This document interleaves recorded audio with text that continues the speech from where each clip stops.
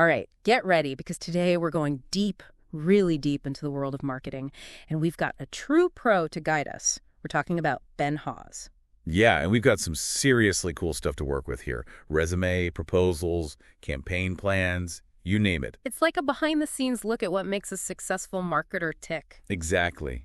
And the mission here is to not just see what he does, but really try to get inside his head, See that strategic thinking that drives those killer results. Right, so you can apply those lessons to your own work. And who knows, maybe even get a few aha moments along the way. Okay, let's kick things off with the resume. The first thing that jumps out at me, over 10 years in fintech, this guy knows his stuff. Definitely focus on growth and revenue, too. Yeah, he's not messing around, but here's what really caught my eye, the way he frames his achievements. Interesting. He doesn't just say, hey, I did this. He quantifies it. This resulted in a 19.8% revenue increase, or secured 78 million media impressions. Ah, I see what you mean. It's subtle, but it's powerful. Yeah. He's not just listing tasks. He's showcasing results. And he knows that in marketing, you have to be able to measure your impact. The numbers tell the story. Speaking of stories, check this out. There's a sabbatical on his resume. Now, most people, they'd use the sabbatical to relax, travel the world, that kind of thing. Right, recharge the batteries. Exactly. But Ben, he spent that time getting certifications, doing some consulting, even driving for Uber. Hold on, driving for Uber. I'm intrigued. How does that fit into the marketing picture? I had the same thought, but then I started thinking, driving for Uber, you're interacting with people all day long from all walks of life, different demographics, different needs. It's like market research on wheels. You're right. It's a way to stay connected to the market, to get those real-world insights that you just can't get from a textbook. Okay, let's move on to one of his campaigns. We've got the promo plan for a Caribo webinar here, and this thing is seriously impressive. I mean, meticulously planned. Emails, social media, content, even the post-webinar follow-up, it's all laid out step by step. This is where you see the difference between someone who dabbles in marketing and someone who lives and breathes it. Planning is everything. Totally. And the target audience is laser-focused. Enterprise companies with revenues over $500 million. This isn't spray and pray. This is strategic precision. No kidding. He knows exactly who he's trying to reach and how to speak their language. And speaking of speaking their language, get this, he's offering a $75 e-gift card as an incentive to schedule a meeting. Ooh, smart. I wonder if that would work for me. Yeah, it makes you think, right? Yeah. What's the psychology behind that? Well, I think a $75 gift card, it's not a huge sum, but it's enough to overcome that initial hesitation. That little nudge to take action. Exactly.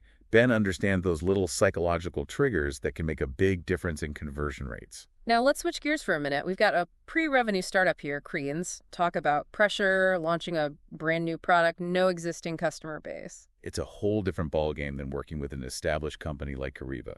Right. So how did Ben approach this? Well, he knew that with a startup, resources are limited, and there are a lot of unknowns. So it's all about testing and learning and adapting fast. Exactly. And that's exactly what he did. He focused on 4 key goals: generating leads, refining the customer persona, testing the messaging, and optimizing those keywords. This is real-world marketing, folks. No fluff, just results. It's about recognizing that you don't have all the answers up front. Right. You need to be willing to experiment, to gather data, and make adjustments as you go. That's how you find what works in a constantly evolving market. You know what else he did? He brought in a specialized agency to help with the launch. Now, some marketers might see that as admitting defeat, but Ben, he recognizes that you can't be an expert at everything. It's a sign of strength, actually, knowing when to call in reinforcements. Right. It frees him up to focus on that big picture strategy. All right, time to peek behind the curtain of Ben's consulting work. We've got his proposal for Exodia AI. Ooh, let's see what he's cooking up here. Right away, some keywords jump out. KPIs, metrics, dashboards. This guy is all about data. Data-driven decision-making. Exactly. He wants to measure everything, track every interaction, and use that data to make informed choices. It's not about gut feelings. It's about having that evidence to back up your decisions. And check this out. It's not just a one-off project. He's proposing a 12-week plan with distinct phases. Each phase has deliverables, milestones, the whole 9 yards. This is a structured approach. It ensures that everyone's on the same page. And let's not forget the money talk. His Yeah. retainer fee structure is broken down by phase, clearly outlining what the client gets for their investment. Transparency, professionalism, he knows how to communicate his value. Okay, before we move on, let's pause for a second and think about what we've learned so far. What stands out to you about Ben's approach? For me, it's the balance he strikes. I mean, on one hand, you've got this strategic big picture thinking, but then he's also laser focused on the details, the execution. It's a rare combination, Yeah. that ability to think both strategically and tactically. Yeah, it's like he can see the forest and the trees. Exactly. And let's not forget that meticulous planning we talked about. Right, like in that Kiriba webinar promotion. Yeah, he's got a detailed schedule for every week of the campaign. Emails, social media posts, content distribution, it's all there. And he doesn't just drop the ball after the webinar. He's got follow-up materials planned out to keep those leads warm. It's like he's playing chess, thinking several moves ahead. And that's what sets him apart, that foresight. He even included specific instructions for the sales team, like how to personalize those follow-up emails using Salesforce. He gets it.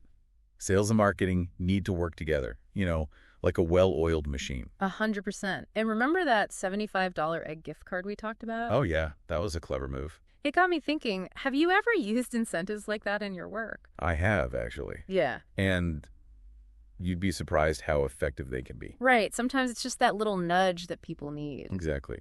Ben understands human psychology.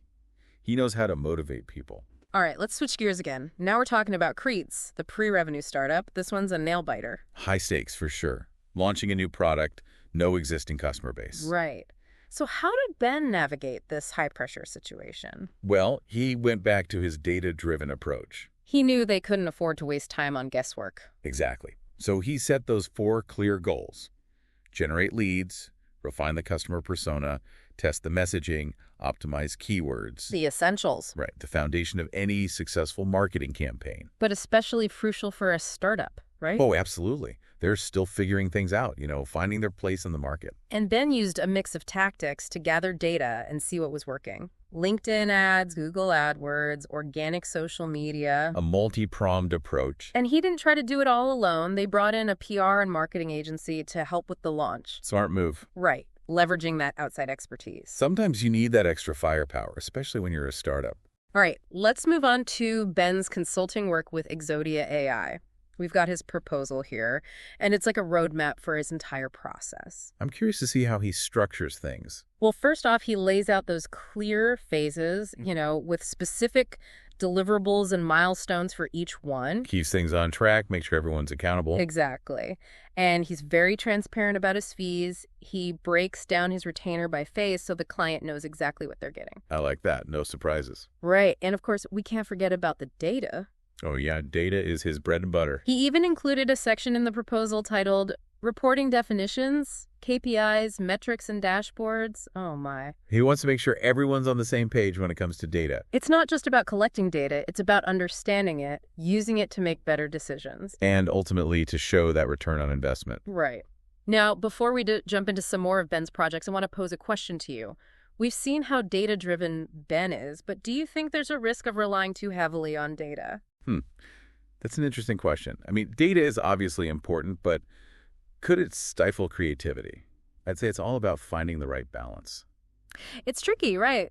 Because you don't want to get so lost in the numbers that you forget about the human element, the heart of marketing. Absolutely. Data can't tell you everything. You still need those creative sparks, that gut feeling sometimes. You need that balance. Speaking of balance, let's circle back to some of the other projects in Ben's portfolio. Sure. So I've got Focus Point and Treasury 4, where he used account-based marketing, or ABM, to drive some pretty impressive results. And then he proposed that same approach to the UN Global Compact. Oh, yeah, the UN Global Compact. That was a fascinating one because it wasn't about revenue. It was about social impact. Right, a different kind of goal. And remember how he started by asking all those questions in the appendix? He really wanted to understand what the UN was trying to achieve before recommending any specific tactics. It was smart. Yeah, it was like he was saying, okay, tell me what success looks like for you, and then we'll figure out how marketing can help you get there. Exactly. And that's what I love about ABM. It's so targeted. It's not about casting a wide net. It's about finding those high-value accounts and really honing in on them. Right. It's about quality over quantity. So how did he identify those target companies for the UN?